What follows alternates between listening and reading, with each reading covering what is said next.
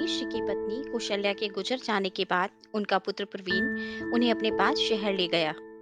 घर के ऊपर ही बने हुए एक कमरे में उनके रहने की व्यवस्था कर दी थी। किंतु प्रवीण की पत्नी आरती को ये बात बिल्कुल नहीं सुहा रही थी।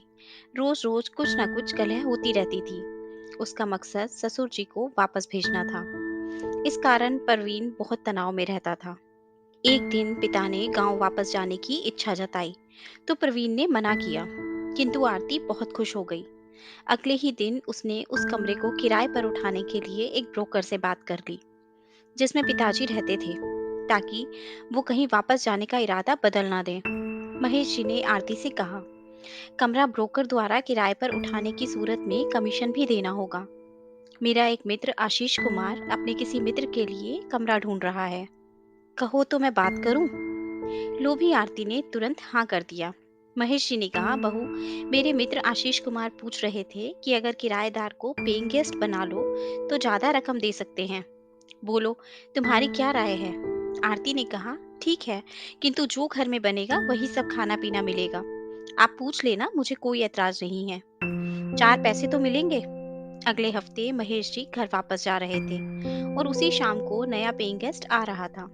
क्योंकि महेश जी के मित्र आशीष कुमार ही मकान में पेइंग गेस्ट ला रहे थे, लिहाजा आरती और प्रवीण बेफिक्र थे। उन्होंने ज्यादा पूछताछ भी नहीं की। आशीष कुमार ने 1 महीने का भाड़ा भी दे दिया था। आरती बहुत खुश थी कि ससुर से छुटकारा मिला और आय का नया स्रोत भी मिल गया। महेश जी के जाने के बाद आशीष कुमार ने आरती से चाबी लेकर ऊपर वाले कमरे में किराएदार को शिफ्ट करा दिया। शाम को जब प्रवीण घर आया तो देखा आरती बहुत खुश थी और रसोई से अच्छी खुशबू आ रही थी। प्रवीण पिताजी के जाने के बाद कुछ उदास था, इसलिए उसने व्यंग्य किया, क्या मेरे पिता के जाने की खुशी में इतना स्वादपूर्ण खाना बनाया है? आरती ने कहा, ऐसा नहीं है, आज नए पेइंग गेस्ट का पहला दिन है, इसीलिए थोड़ा बहुत बना लिया। आप जाकर उन्हें खाने के लिए बुला लाओ और इसी बहाने उनसे मिल भी लेना।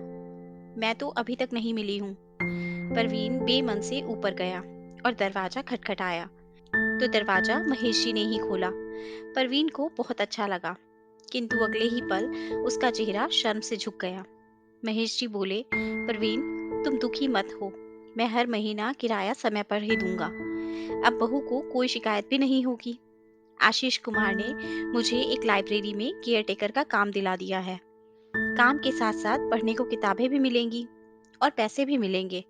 हम सब साथ में शांति से रहेंगे। तुम्हारी माँ की आत्मा भी खुश होगी।